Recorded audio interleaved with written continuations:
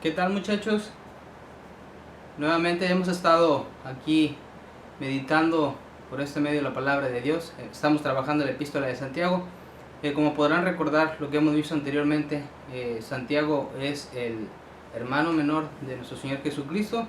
También Santiago en el primer capítulo nos ha mostrado que debemos de tener gozo en las dificultades, gozo en las pruebas. También nos ha mostrado que las pruebas perfeccionan nuestra fe y que todo eso nos lleva a que nosotros podamos ser perfectos y cabales delante del Señor.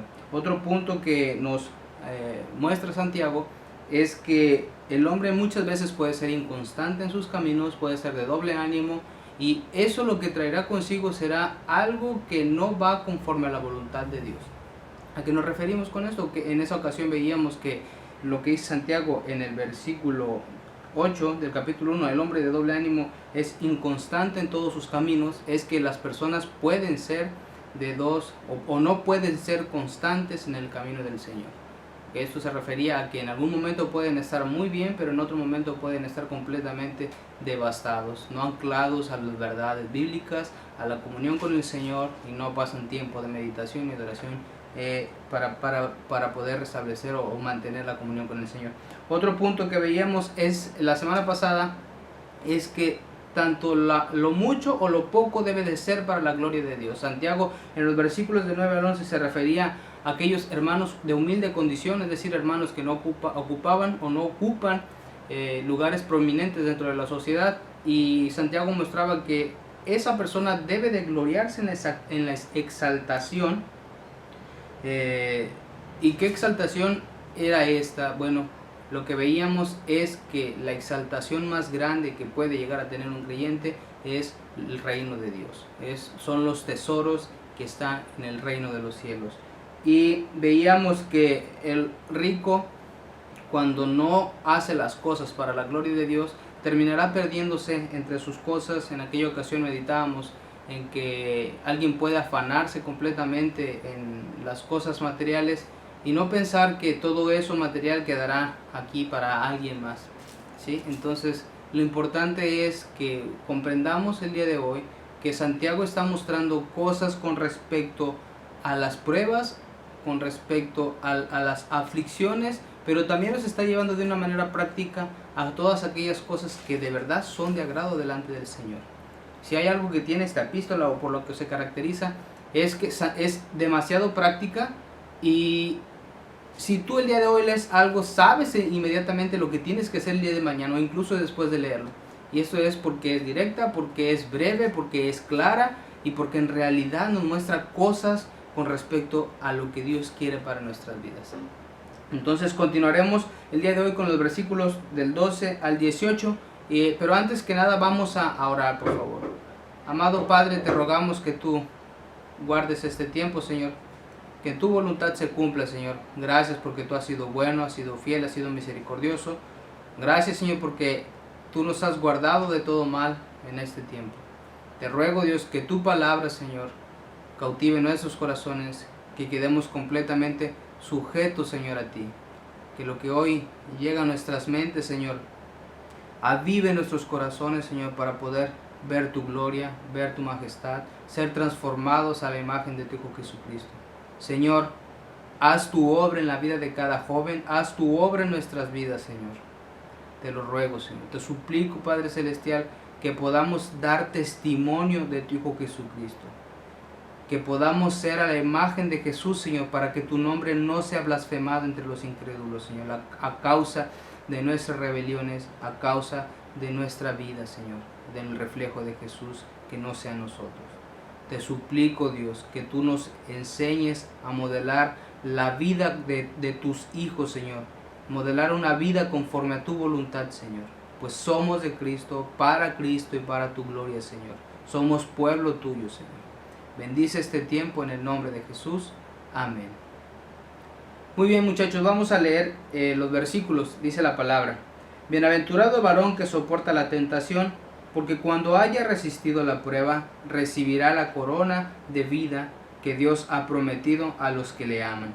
Cuando alguno es tentado, no diga que es tentado de parte de Dios, porque Dios no puede ser tentado por el mal, ni él tienta a nadie, sino que cada uno es tentado cuando de su propia concupiscencia es atraído y seducido. Entonces la concupiscencia después que ha concebido, da luz el pecado, y el pecado siendo consumado, da luz la muerte. Amados hermanos míos, no erréis. Toda buena dádiva y todo don perfecto desciende de lo alto, del Padre de las luces, en el cual no hay mudanza ni sombra de variación. Él, de su voluntad, nos hizo nacer por la palabra de verdad, para que seamos primicias de sus criaturas. Vuelvo a leerlo. Bienaventurado el varón que soporta la tentación, porque cuando haya resistido la prueba, recibirá la corona de vida que Dios ha prometido a los que le aman. Cuando alguno es tentado, no diga que es tentado de parte de Dios, porque Dios no puede ser tentado por el mal, ni él tienta a nadie, sino que cada uno es tentado cuando de su propia concupiscencia es atraído y seducido. Entonces la concupiscencia, después que ha concebido, da a luz el pecado, y el pecado siendo consumado, da a luz la muerte. Amados míos, no erréis. Toda buena dádiva y todo don perfecto desciende de lo alto, del Padre de las luces, en el cual no hay mudanza ni sombra de variación. Él, de su voluntad, nos hizo nacer por la palabra de verdad, para que seamos primicias de sus criaturas. Bien, entonces, una de las cosas, muchachos, para que poder sentar las bases de lo que vamos a estudiar el día de hoy, es que una de las cosas que es impresionante de todos nosotros es la facilidad que tenemos para delegar nuestra culpabilidad. Es demasiado fácil que cuando yo estoy sintiendo culpa o cuando yo he cometido algo, es demasiado fácil, y es una característica que, si somos honestos, cada uno de nosotros tiene. Cuando algo está mal en nosotros, la culpa no. Inmediatamente pensamos que la culpa no es nuestra. Delegamos esa culpa a alguien más. Entonces, la capacidad que tenemos de librarnos de la culpa es algo natural, o de creerse víctima cuando se encuentra en alguna dificultad. Algo común es que nos creamos víctimas cuando estamos en alguna dificultad, o cuando cometemos algún error. Inmediatamente decimos, ¿sabes qué? Esto no fue mi culpa, esto tuvo que ser culpa de alguien más. O culpamos a las circunstancias, a las personas, nos hacemos víctimas de todas las cosas. Entonces, ¿qué hemos aprendido de la epístola hasta este momento? Hasta hoy hemos aprendido que Dios busca perfeccionarnos por medio de las pruebas. Dios busca moldear nuestro carácter. Dios busca perfeccionar nuestra fe por medio de las pruebas. En nuestra lección anterior, como lo vimos nosotros, aprendimos que un tipo de prueba que revela nuestra inclinación o nuestra perspectiva de Dios son las cosas materiales. Es decir, lo mucho o lo poco puede llevar al hombre a pecar en contra de Dios. Por eso es importante que entendamos que lo que Santiago nos decía en los versículos de 9 al 11 es que no importa lo mucho, no importa lo poco, lo que tú tienes que hacer es que con todo lo que tú tienes, ya sea mucho o ya sea poco, tú debes de darle la gloria a Dios. Eso es lo importante, porque el hombre que tiene mucho, como el hombre que puede llegar a tener poco, puede estar tentado, puede llegar a pecar en contra de Dios. Los que tienen poco pueden pecar en contra de Dios, pensando que Dios se ha olvidado de ellos, y pueden faltar la fe. Los que tienen mucho pueden pensar que ellos han logrado todas las cosas, y pueden pecar en contra de Dios, olvidándose de que todo lo que ha recibido proviene de Dios, y puede llegar a jactarse. Entonces, el día de hoy, Santiago, en los versículos del 12 al 18, va a un punto clave, a un punto íntimo de cada uno de nosotros. Llega a la raíz de la tentación, llega a la raíz del pecado. Veremos más adelante que el pecado o las circunstancias tienen un responsable, y Santiago aclarará ese punto. Santiago nos dirá quién es el responsable de las cosas. Entonces, Santiago vemos que va de manera directa a las cuestiones íntimas del hombre con respecto a las pruebas y las tentaciones. Entonces, nosotros, si viéramos o pensáramos qué es lo que nos muestra esta porción de la escritura, lo dividiríamos en tres partes. La primera parte es el versículo 12, que hay una recompensa cuando tú resistes a las pruebas. Lo dice Santiago: bienaventurado el varón que soporta la tentación, porque cuando haya resistido a la prueba, recibirá la corona de vida. El versículo 12, o la primera parte de esta porción, lo que nos muestra es que hay una recompensa por resistir la prueba. La segunda parte de esta porción de las Escrituras lo que nos revela es que el verdadero origen de nuestro pecado no está en donde tú piensas que está. No está fuera de ti. Santiago nos revela de los versículos 13 al 15 en dónde está realmente la raíz de nuestro pecado. Y la tercera parte es de esta porción de las Escrituras, los versículos 17 y 18, nos muestra a un Dios que es inmutable, nos muestra la bondad de Dios y nos muestra el poder de Dios a través de estos versículos. Entonces, la porción de los versículos del 12 al 18 lo podemos dividir en tres partes. La primera parte es que hay una recompensa por resistir a las pruebas. La segunda parte es que nosotros vemos claramente cuál es la raíz del pecado en nuestras vidas. El tercer punto es que nos muestra un Dios glorioso, un Dios que muestra su poder y que muestra el cuidado que tiene con aquellos que Santiago les llama primicias de las criaturas de Dios. O sea, nosotros somos la primicia para que seamos primicia de sus criaturas. Entonces, para comenzar, nosotros lo que tenemos que entender es que la primera parte de este versículo nos llama a nosotros a soportar las pruebas. Tenemos que soportar las pruebas. Santiago comienza anunciando una bienaventuranza. Dice Santiago en el versículo 12: bienaventurado el varón que soporta la tentación. La primera pregunta que nos tendríamos que plantear es: ¿quién es ese varón? ¿A qué varón se refiere? Nosotros entendemos que a lo largo de las Escrituras se nos revela que el hombre que es bienaventurado es aquel que tiene su confianza en Dios sin importar las circunstancias. El hombre bienaventurado es aquel que tiene su confianza en Dios sin importar las circunstancias, sin importar el punto en el que se encuentre. Y si nosotros pensáramos en un punto de las Escrituras importante, en donde podemos ver claramente las bienaventuranzas, inmediatamente pensaríamos en Mateo capítulo 5, en los versículos del 3 al 11, en donde nuestro Señor Jesucristo muestra 9 bienaventuranzas.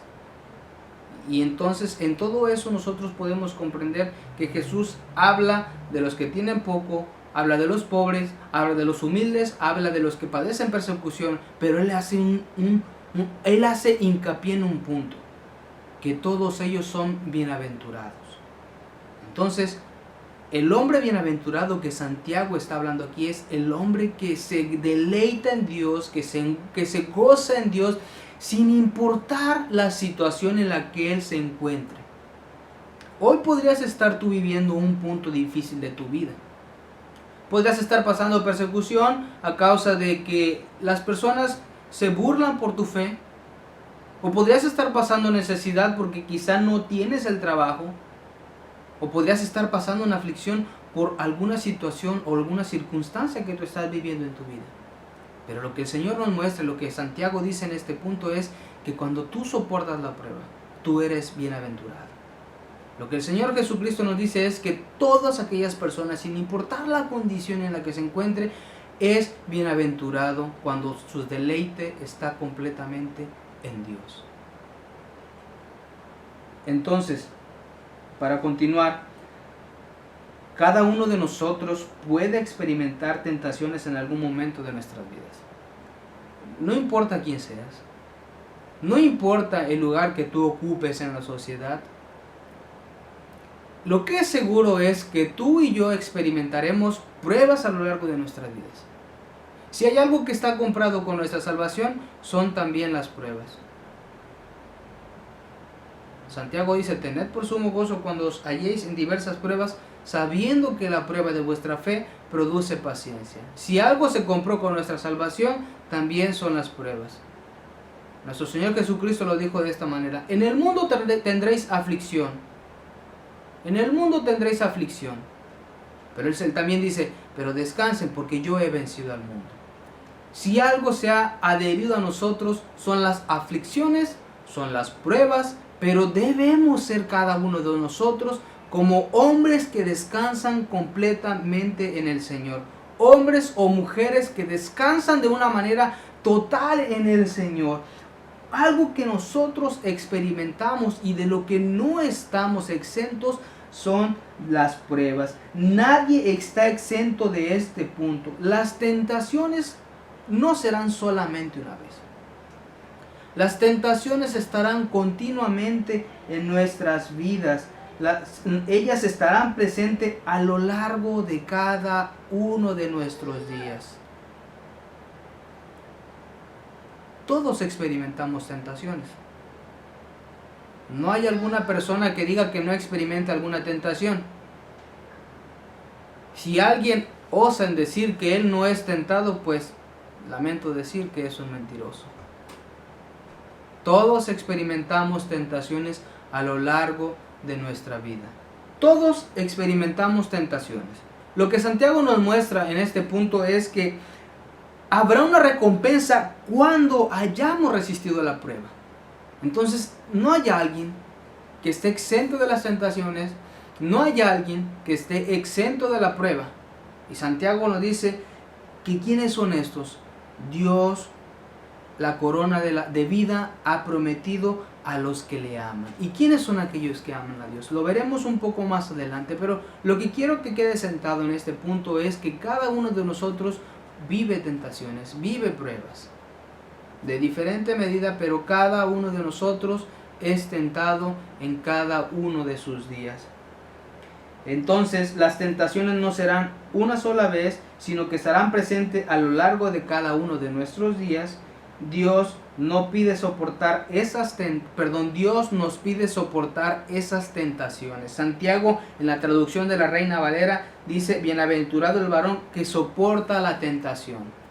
Pero en la versión de las Américas, la palabra tentación es traducido como prueba. Y dice la versión de la Biblia de las Américas: bienaventurado el hombre que persevera bajo la prueba. Dios nos llama a perseverar. Dios nos llama a resistir la prueba. Dios nos llama a mantenernos firmes en la prueba. Esto podría resultar complicado para alguien, porque podría decir: es que ¿cómo puede ser posible que Dios me pida soportar una prueba? ¿Que acaso Dios no es un Dios de amor que libra a los hijos de todas las aflicciones? Eso es algo común que se ha presentado en nuestros días. Sin embargo, debemos de entender que Dios no se moldea a nuestras necesidades. Dios no se moldea a lo que nosotros podemos percibir de Él. Lamentablemente, en ocasiones generamos un Dios falso en nuestros corazones, queriendo conocer solamente una parte de Él y dejando de lado toda la grandeza de Dios. Creemos en Dios por las experiencias que tenemos, por lo que conocemos de Él a través de lo que vemos que Él puede hacer, y no lo conocemos realmente por quien Él es. La manera en la que nosotros podemos conocer a Dios por quien Él es a través de las Escrituras.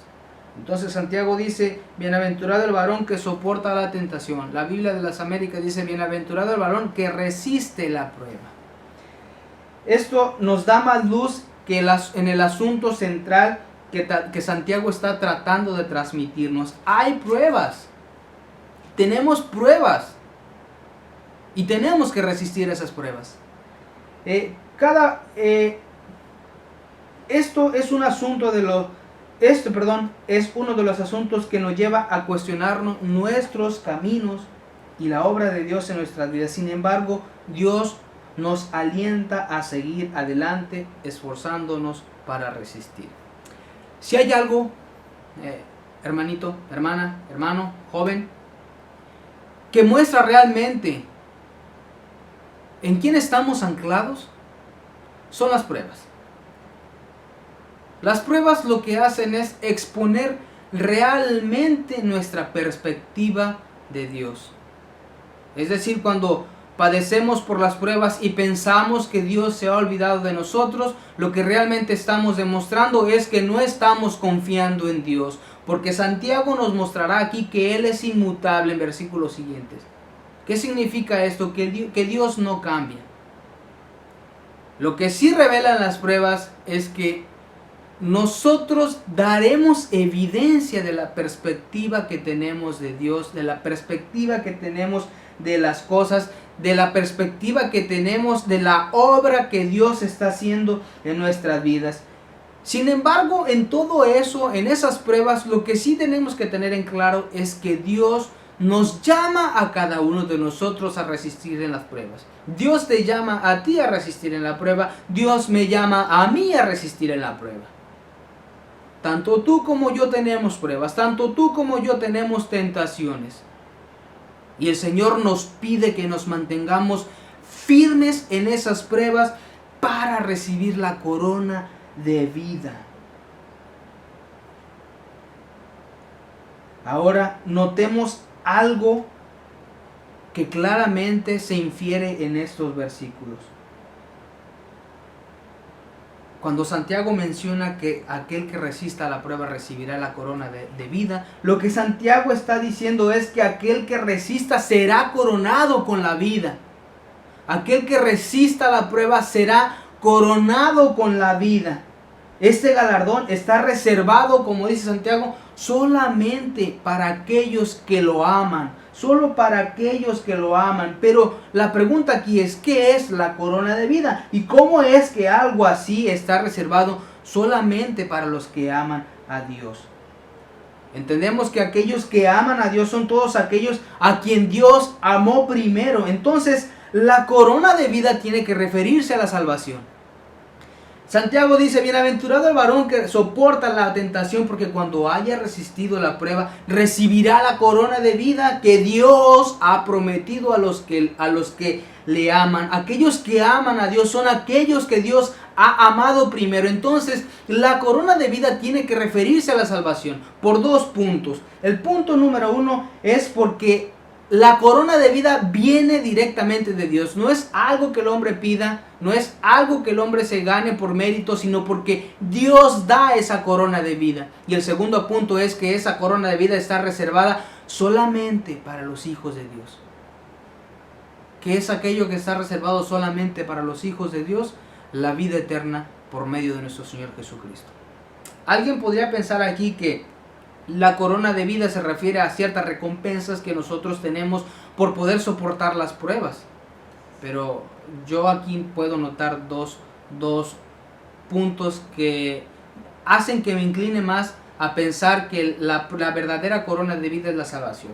El punto número uno es que Santiago habla de resistir a la tentación, habla de resistir a la prueba y habla solamente de una corona de vida. Habla de la corona de vida.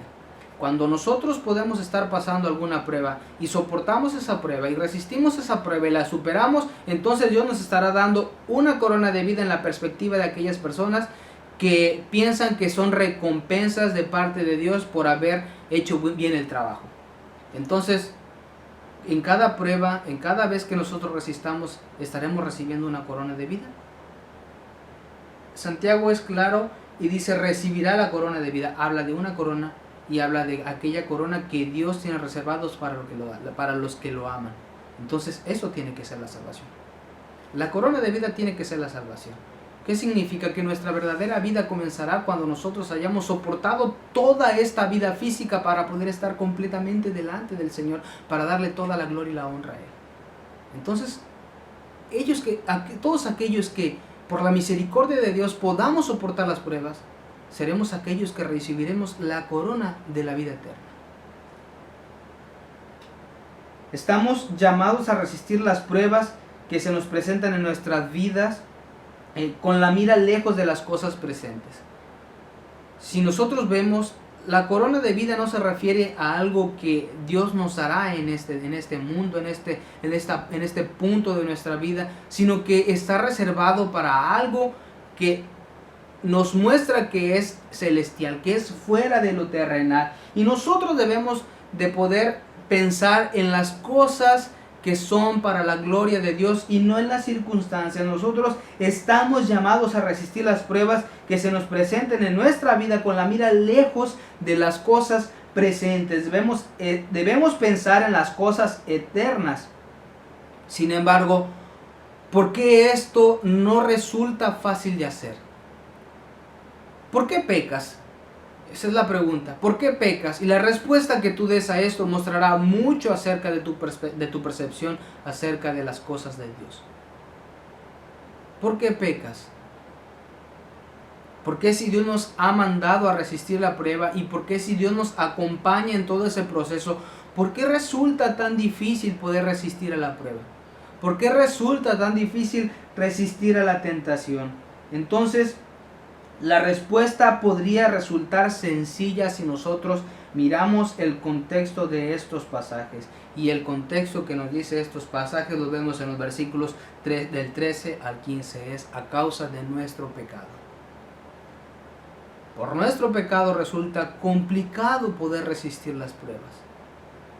Por nuestro pecado o a causa de nuestro pecado es difícil resistir a las pruebas. Entendemos que Dios, en medio de la prueba, entendemos que Dios prueba nuestra fe para perfeccionarla, para que resulte en una fe verdadera. Y eso lo vimos específicamente en los versículos del 2 al 4. Dios prueba nuestra fe para que nuestra fe resulte en una fe verdadera. Y esto es para confiar en Dios en medio de la prueba, aún cuando el pecado remanente esté en nosotros. Dios quiere que confiemos en Él y nos forcemos para la vida eterna que tenemos por delante. Ahora quiero aclarar algo aquí. No significa que a través de nuestras obras nosotros estamos luchando para ganarnos la vida eterna. No, la vida eterna está reservada para aquellos que Dios amó primero. Sin embargo, Dios sí nos llama a resistir a las pruebas, dando evidencia de nuestra fe por nuestras obras.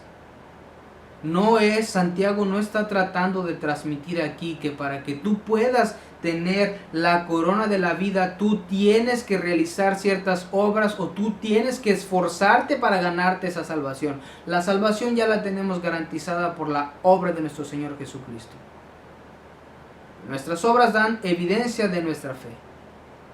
Sí tenemos que esforzarnos en resistir a las pruebas, en resistir a la tentación, en resistir a todo aquello que es contrario a la voluntad de Dios. Entonces, esto significa que estamos luchando para ganarnos, esto no significa que estamos luchando para ganarnos la salvación, pues esta ya se nos ha sido dada y por pura gracia. Pero si entendemos que tenemos una deuda tan grande para con Dios por ser librados de su ira. Hace un momento te comentaba que en muchas ocasiones podemos tener a Dios de una perspectiva de la que nosotros queremos conocer a Dios. Sin embargo, las Escrituras también nos muestran que Dios es un Dios de ira. Y Dios está airado el día de hoy contra los incrédulos. Y Dios nos ha salvado de su ira por pura gracia, nos ha apartado del camino de maldad, nos ha apartado de la condenación eterna para ponernos en la luz por la obra de su Hijo Jesucristo. Nos ha apartado completamente de su ira. Nosotros hemos sido salvados de la ira de Dios. Por eso somos salvos de la ira de Dios, salvos para vida eterna y no para condenación. Nosotros debemos comprender de manera clara que Dios nos ha librado de su ira para ser llevados a ser formados parte de su pueblo. Por la gracia de Dios nosotros hemos sido salvados y estamos siendo salvados cada día. Pero tenemos una tarea: ocuparnos de nuestra salvación con temor y temblor, como lo dice Pablo en Filipenses 2:12. Ocupaos de vuestra salvación con temor y temblor. ¿Qué significa esto? Que nosotros debemos estar practicando las verdades bíblicas y esforzándonos por mantener nuestra fe, por fortalecer nuestra fe, por pasar tiempo con el Señor, por tener comunión con el Señor, por dedicarle el tiempo al Señor en oración, por ser reflejo del pueblo de Dios para con los incrédulos. para que el nombre de Dios no sea blasfemado a causa de nuestra conducta. Ocupaos de vuestra salvación con temor y temblor. Otro punto que es que la corona de vida no es algo que el hombre que haya resistido se puede ganar. La corona de vida no es algo que el hombre que haya resistido se pueda ganar. Pues Santiago dice que Dios ha prometido a los que lo aman. Es Dios. Está reservada para ser dada por Dios. Él pide que pongamos nuestro esfuerzo y que resistamos. Escucha bien esto. La resistencia en las pruebas traerá consigo el regalo de Dios para los que lo aman. La resistencia en las pruebas traerá consigo el regalo de Dios para los que lo aman. Dios no medirá el grado de resistencia en la prueba, sino que medirá el resultado final, haber resistido la prueba. La resistencia en las pruebas trae consigo el regalo de Dios para los que le aman. Dios no medirá el grado de resistencia, sino que Él medirá el resultado final, y este es haber resistido la prueba. La siguiente parte de esta porción de las Escrituras es que la tentación y los deseos son mi responsabilidad. La tentación y los deseos en tu vida son tu responsabilidad, no la responsabilidad de alguien más, ni mucho menos la responsabilidad o librarnos de la responsabilidad por ciertas circunstancias o condiciones de nuestra vida. Los deseos, las tentaciones son tu responsabilidad. Como lo habíamos mencionado anteriormente, como seres humanos tenemos la capacidad de librarnos de nuestra culpabilidad. O hacernos víctimas en algunas situaciones. Y ahora esto nosotros lo vemos porque Santiago lo deja claro. Santiago da evidencia en los versículos del 13 al 16. Como creyentes pasamos por diversas pruebas. El que logra pasar la prueba resultará bendecido y reconoce que esto solamente pudo ser posible por la pura gracia y misericordia de Dios, no por sus esfuerzos, no por su capacidad, sino solamente porque Dios ha permitido en su gracia y en su misericordia, nos ha ayudado a poder resistir las pruebas y las tentaciones. Y es por pura gracia. Y aquel que resiste la prueba reconoce que esto solo puede ser posible por la gracia y la misericordia de Dios. Pero aquel que falla en la prueba queda lleno de remordimiento a causa de su pecado, y para librarse de esa culpabilidad buscará transmitir a alguien más su condición. Puede ser a otra persona, o puede buscar justificar que por las condiciones de su entorno no fue capaz de poder resistir la prueba, o por las circunstancias que vivían en medio de la prueba. Entonces, la Escritura también nos da evidencia de ese punto. Nosotros, si volteamos o vemos el libro de Génesis en el capítulo 3 y vemos la experiencia de Adán y Eva cuando cometieron el primer pecado, ¿qué es lo que nosotros vemos en ese punto? Si vamos a Génesis 3 en los versículos 12, Génesis 3 versículo 12. Génesis 3 versículo 12, cuando después de que se cometió el primer pecado, la respuesta de Adán fue tratar de justificar su falla, de tratar de justificar su pecado. Y Adán le dice a Dios, le dice en el versículo 12, y el hombre respondió, este es Adán, la mujer que me diste por compañera me dio del árbol que yo comí. Dios, a ver, espera, yo sé que caí en tentación, yo sé que cometí el pecado, pero esto no es mi culpa porque la mujer tú me la diste. La mujer que tú me diste, Dios, fue la que me dio de esto y entonces yo comí y pequé. Así es que Dios, el culpable aquí eres tú, no yo. Y vemos qué hace Eva. En el versículo 12, Eva dice, perdón, en el versículo 13, Eva dice, ¿qué es lo que has hecho? Perdón, dijo Dios, ¿qué es lo que has hecho? Y Eva responde, la serpiente me engañó y comí. Dios, perdóname, pero yo no fui el culpable de todo esto. La serpiente fue la que me engañó y yo comí. Es natural en el hombre el querer librarse de su culpabilidad, queriendo hacer culpable en principio a otras personas y a las circunstancias, y por último el hombre comúnmente y natural culpa a Dios por su pecado, por su desobediencia. Pero Santiago es claro y nos muestra que Dios no puede tentar a nadie, ni Él puede ser tentado por el mal. La reacción natural y primaria cuando nosotros caemos en pecado es culpar a alguien más y no reconocer nuestro pecado. La primera respuesta es culpar a alguien más por nuestros errores. Incluso alguien podría pensar que Dios lo ha metido en alguna tentación para poder hacer algo fructífero de su vida. Eso es totalmente erróneo. Dios no puede tentar a nadie. Cuando tú te hallas en una dificultad o cuando tú caes en un pecado, si tu respuesta principal es Dios ha permitido, Dios me ha metido, en este pecado para poder hacer su obra en mi vida, entonces, mi amado hermano, estás equivocado. Dios no puede tentar a nadie, porque Dios no puede ser tentado por el mal.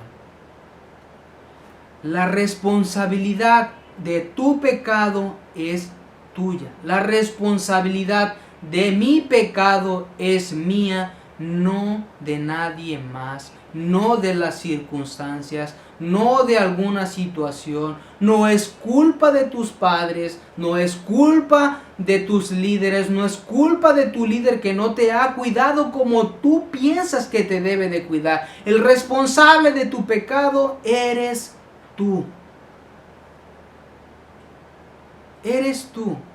Y eso es lo que nos dice Santiago a través de toda esta porción de las Escrituras. En el versículo 13, Santiago en la primera parte dice, cuando alguno es tentado, no diga que es tentado de parte de Dios. Por naturaleza nosotros buscamos justificar nuestros pecados y buscamos ignorar las inclinaciones naturales de nuestro corazón hacia los placeres que producen seducción de todo aquello que es prohibido de parte de Dios.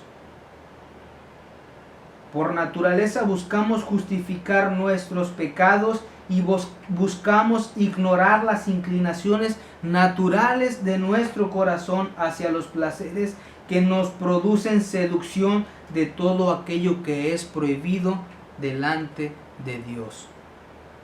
En el versículo 13, si lo leemos de manera rápida, podríamos caer en un conflicto. Veamos lo que dice el versículo 13. Dice, cuando alguno es tentado, no diga que es tentado de parte de Dios, porque Dios no puede ser tentado por el mal, ni Él tienta a nadie. Este versículo es comúnmente utilizado por aquellas personas que no creen que Jesús es Dios. Y ellos dirían, bueno, ¿tú crees que Jesús es Dios? Y tú responderías, sí, yo creo que Jesús es Dios. Y ellos podrían argumentarte entonces, ¿por qué si Jesús es Dios, por qué fue tentado por Satanás y Dios no puede ser tentado? Y esto se responde pensando en la naturaleza divina de Jesús y en la naturaleza humana de Jesús. Si nosotros vamos al libro de Romanos, en el capítulo 1, vemos cómo Pablo nos muestra que el Evangelio es por medio de Jesucristo, quien es hombre también. En el versículo 4 del capítulo 1 de Romanos, en el versículo 3 del capítulo 1 de Romanos, Pablo dice acerca de su Hijo, nuestro Señor Jesucristo, que era del linaje de David según la carne. Y también en Juan, en el capítulo 1, en el versículo en el versículo 1 nosotros entendemos que Jesús es Dios, y en el versículo 14 nosotros vemos que ese verbo, que Dios se hizo carne. Esto es en la persona de nuestro Señor Jesucristo. Entonces, para poder nosotros comprender por qué Jesús fue tentado por Satanás, pero Dios no puede ser tentado, es porque Jesús fue tentado en su naturaleza humana, pero en su naturaleza divina Jesús no puede ser tentado porque Él es Dios. Ahora, nosotros debemos de prestar completamente atención a las dos naturalezas de Cristo, que Él es totalmente hombre y Él es totalmente Dios. A esto lo conocen como unión hipostática. Y las Escrituras nos dan evidencia de esto cuando Cristo fue tentado en su naturaleza humana por Satanás, pero no en su naturaleza divina. Dios no puede ser tentado por el mal. Y ahora, algunos versículos que nos muestran que esto que de lo que estamos hablando es que Jesús, cuando nosotros vemos Juan en el capítulo 4 versículo 6, Jesús estuvo cansado, pero también Él es el que ofrece el descanso en Mateo 11, 28. En su naturaleza humana Jesús sufrió cansancio, y en su naturaleza divina Él ofrece descanso a los cargados, a los cansados, a los afligidos. Jesús estuvo en agonía, nosotros lo vemos en Lucas 22, 44, pero también Jesús consuela a otros. Él consoló a otros en Juan, en el capítulo 11, de versículos 23 al 26. También como humano o como hombre Jesús creció en sabiduría como todos nosotros, pero Él existió desde la eternidad. También nosotros lo vemos en Juan capítulo 8, versículo 58. Él fue tentado por Satanás, pero también Santiago nos dice que Dios no puede ser tentado. Jesús se limitó en su naturaleza humana, asimismo en su conocimiento, pero Él, en siendo forma de Dios, en su naturaleza divina, Él es omnisciente. Entonces, no es difícil cuando nosotros vemos que en realidad Dios no puede ser tentado por el mal, ni Él tienta a nadie. Jesús es Dios, y Jesús tiene su naturaleza divina y su naturaleza humana. Él era totalmente Dios y Él es totalmente hombre. Él es totalmente Dios y Él es totalmente hombre. Ahora, así que algo que debe captar nuestra atención es el rol que juega nuestra concupiscencia con respecto al pecado.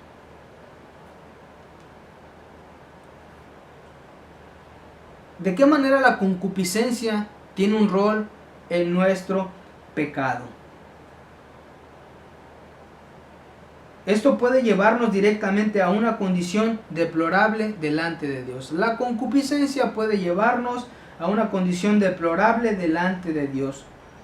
Los versículos 14 y 15, sino que cada uno es tentado cuando de su propia concupiscencia es atraído y seducido.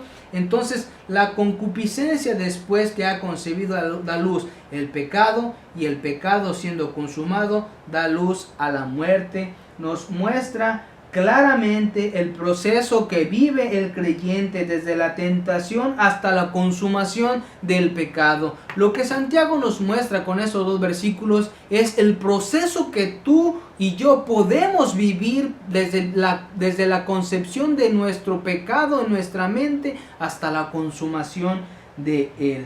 El versículo 14 también dice que cada uno es tentado. Cada uno es tentado. Eso significa que es algo personal. No hay ningún otro culpable sino el mismo creyente. No hay otro culpable por tu pecado, como lo habíamos visto, más que tú mismo. No hay otro culpable por mi pecado más que yo mismo. Entonces, el responsable de tu pecado eres tú mismo. No hay otro culpable por tu pecado más que tú mismo. Esto es por el deseo de todas aquellas cosas que resultan en tentación y que te llevan al pecado.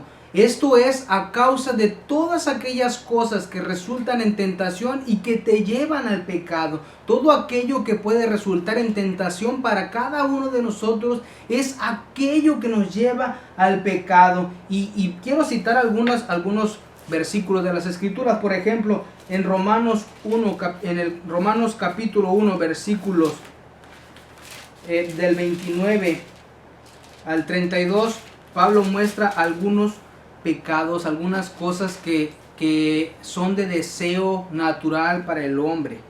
Y el versículo 29 habla de injusticia, fornicación, perversidad, avaricia, maldad, envidias, homicidios, contiendas, engaños, malignidades, murmuradores, detractores, aborrecedores de Dios, injuriosos, soberbios, altivos, inventores de males, desobedientes a los padres, necios, desleales, sin afecto natural, implacables, sin misericordia, quienes habiendo entendido el juicio de Dios, que los que practican tales cosas son dignos de muerte. Ahora lo que dice Pablo es que no solamente aquellos, si tú crees que tú no eres, pues no has fornicado porque no has tenido relaciones fuera del matrimonio, o tú dices, ¿sabes qué? No, es que yo no soy perverso, o yo no tengo avaricia. Piensa en esto. Cuando tú dices no tengo avaricia, ¿no has deseado en algún momento de tu vida querer tener más de lo que tienes hoy? O dirás, es que yo no soy malo. Bueno, ¿no has deseado nada mal en contra de tu prójimo? ¿No has querido vengarte a causa de algún mal que te hayan hecho? Otro punto es que dirás, ¿sabes que yo no tengo envidia? ¿No has sentido alguna inclinación dudosa en tu corazón a causa de ver cómo el camino de algún hermano está prosperando por su dedicación? Otro punto, dirás, es que sabes, bueno, yo no engaño. ¿No has tenido que mentir a tus padres en algún momento de tu vida a causa de alguna situación que tú no quieres que se sepa? ¿No has pensado males? ¿No has hablado en contra de tu prójimo queriendo denigrarlo? ¿Queriendo hacer lo que da al mal? Eso es murmuración. Necios, desleales, sin afecto natural, es decir, no sienten amor ya por las cosas, implacables, sin misericordia. ¿Acaso no has visto a alguien en necesidad y has pasado de largo siendo indiferente a la necesidad que tú sabes que se presta? Pero bueno, si alguien puede decir, sabes, yo no he cometido ninguna de esas cosas, entonces creo que estoy libre. Veamos lo que dice el versículo 32. No solo las hacen, sino que también se complacen con los que la practican. Es decir, sino que permiten, sino que comparten, sino que no intervienen con aquellos o en aquellos que practican las cosas que acabamos de mencionar anteriormente. Y otro punto es Gálatas 5, versículos del 19 al 21. Dice Gálatas, y manifiestas son las obras de la carne, que son adulterio, fornicación, inmundicias, lascivias, idolatrías, hechicerías, enemistades, pleitos, celos, iras, contiendas, disensiones, herejías, envidias, homicidios, borracheras, orgías y cosas semejantes a estas, acerca de las cuales os amonesto, como ya os lo he dicho antes, que los que practican tales cosas no heredarán el reino de Dios. Y vamos también a 1 de Corintios capítulo 6, versículos 13 y versículo 18. 1 de Corintios capítulo 6,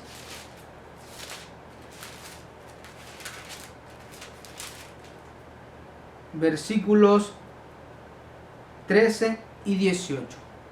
¿Y por qué toco este punto? Porque quiero llevarte a una aplicación para que tú puedas comprender mejor lo que dice Santiago, que el responsable del pecado eres tú. El versículo 13 dice, pero el cuerpo no es para la fornicación, sino para el Señor, y el Señor para el cuerpo. El versículo 18 nos da un mandato directo, huid de la fornicación. No es la responsabilidad del pecado, no es porque alguien no te cuidó como debía cuidar, no es porque tu líder no te ha atendido en la manera que tú piensas que debes de ser atendido o como tú quisieras, o porque tus padres no te han instruido en el camino del Señor. Esto es por tu propia responsabilidad. El pecado es la responsabilidad de cada creyente. Es la responsabilidad tuya y la responsabilidad mía. Ahora, ¿por qué comentaba esto? Dirás, bueno, es que yo no he tenido relaciones sexuales antes del matrimonio. Dice 1 Corintios, pero el cuerpo no es para la fornicación, sino para el Señor. Bien, está bien, pero ¿no has tenido pensamientos que no han sido sanos con respecto a alguna mujer o con respecto a algún hombre? ¿No has tenido lujurias en tus pensamientos? ¿No has pensado cosas con respecto a alguien más que no son apropiadas de un hijo de Dios? ¿No has sido tentado a mirar cosas que no son correctas en las redes sociales? ¿O páginas que no son nada agradables? ¿No has sido tentado a mirar pornografía? ¿No has sido tentado a desear cosas que son de maldad para alguien más? Entonces, la responsabilidad del pecado no es de nadie más que tuya. Es la responsabilidad por pasar más tiempo en las cosas del mundo que con nuestro Salvador. Es cuando hay tiempo para las redes sociales y no para Dios, o para los amigos y no para la meditación de las Escrituras. Es tu responsabilidad resistir a la tentación. Es tu responsabilidad huir del pecado. Hemos visto ciertos pecados y no lo digo yo, lo dicen las Escrituras. Y lo que dice Santiago es que cada uno es tentado cuando de su propia concupiscencia es seducido. Cada uno es tentado cuando de su propia concupiscencia es atraído y es seducido. Lo que es natural es que todas las cosas que acabamos de mencionar son de tentación para tu vida. En mayor medida o en menor medida, o algunas sí o algunas no, pero puedes ser atraído y seducido por esas inclinaciones que son completamente alejadas de Dios.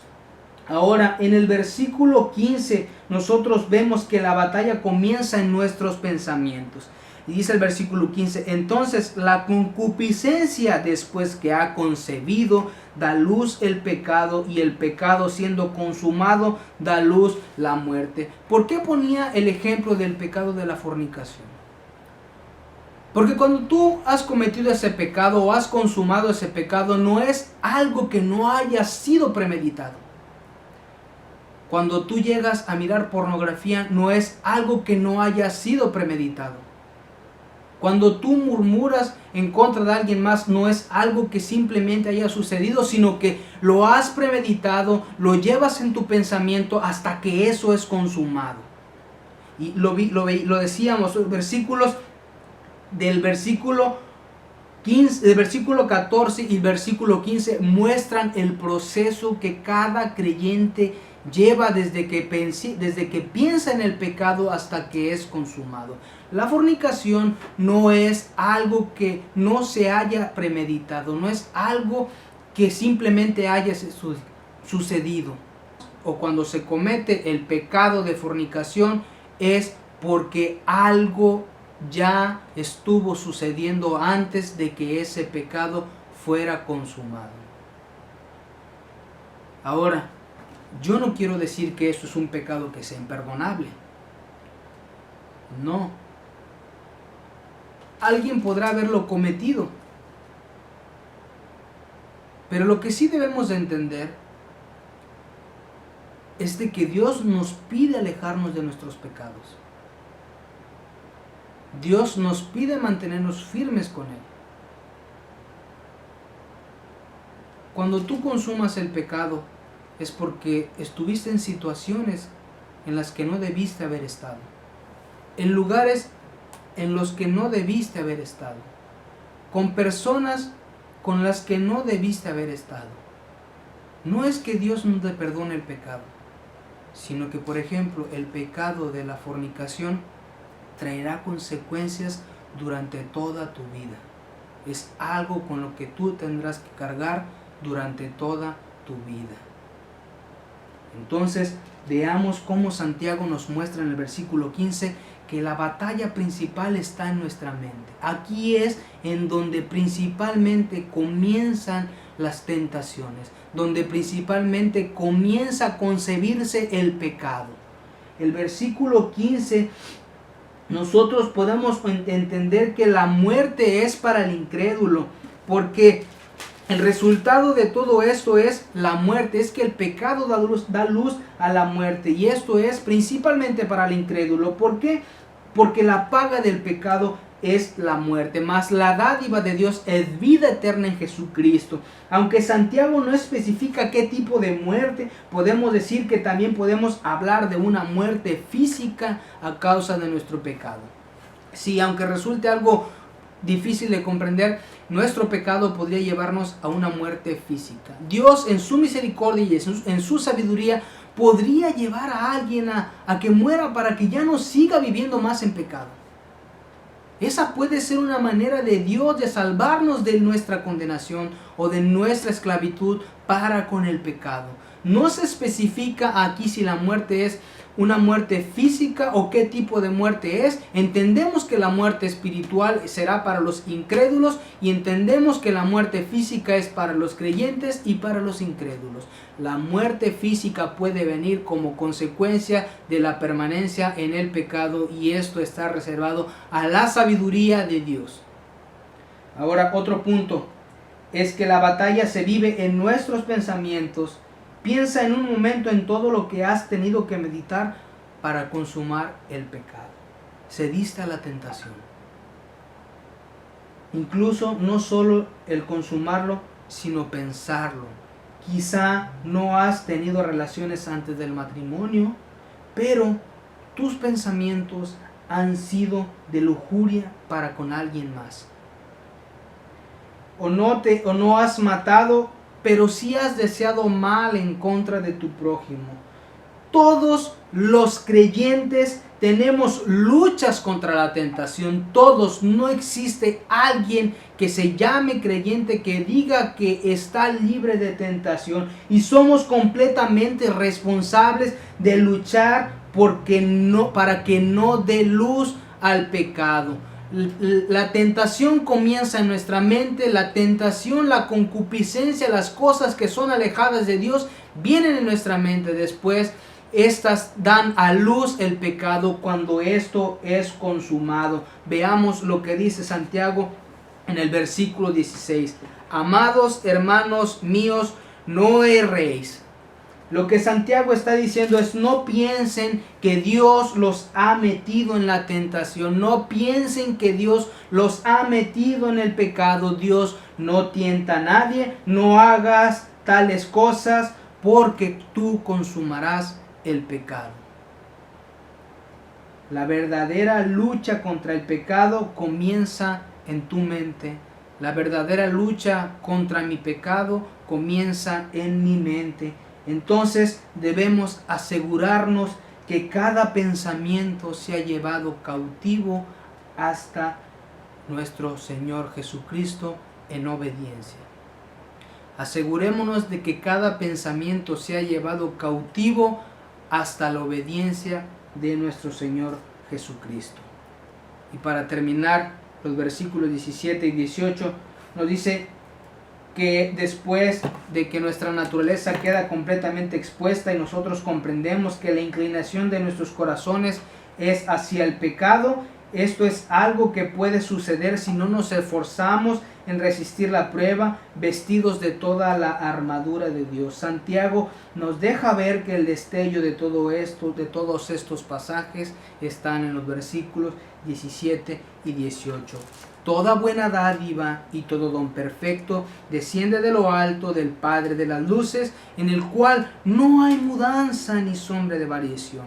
Él de su voluntad nos hizo nacer por la palabra de verdad para que seamos primicias de sus criaturas.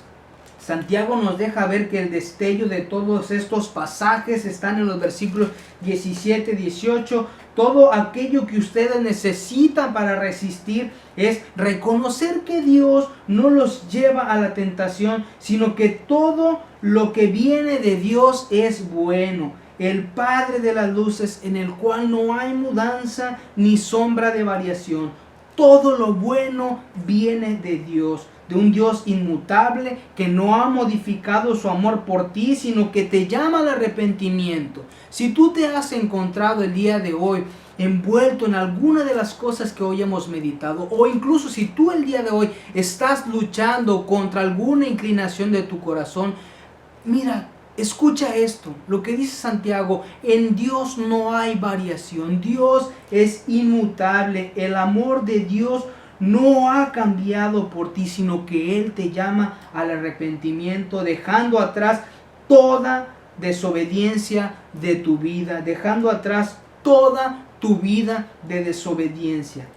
En Él no hay sombra de variación, pues en Él no hay sombra, pues su naturaleza es luz. En Él no hay variación como lo puede haber en tu estado de ánimo. Dios no varía, Dios no te ama más porque tú hayas hecho algo bueno, ni te ama menos porque tú hayas hecho algo mal delante de los ojos de Dios. Dios te llama al arrepentimiento porque Dios ahora ve a su Hijo Jesucristo en tu vida. Entonces, en Él no hay variación como lo puede haber en nuestro estado de ánimo. Él es inmutable, Dios no cambia, por su beneplácito nos hizo nacer para el linaje suyo. Y veamos lo que dice Primera de Pedro, capítulo 2, versículo 9.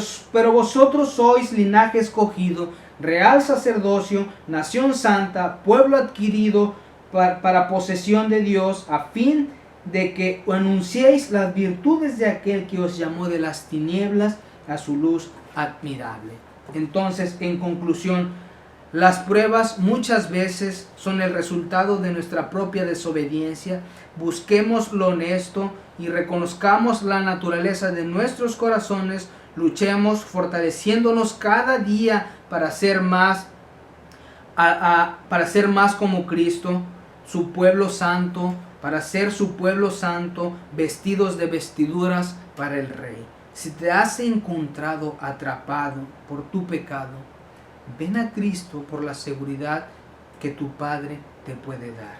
Ven a Cristo con la seguridad de que tu Padre está ahí pidiéndote solamente arrepentimiento y el abandono de tu pecado. Ven a Él, ven a Él, ven a Él y solo a Él. Reconoce tus fallas, reconoce tu pecado.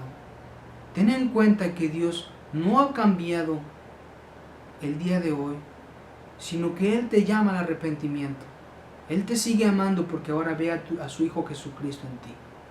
Pero ven a Él. Deja tu vida de desobediencia. Deja tu pecado. Deja aquello que te hace estar con mancha delante de los ojos de Dios.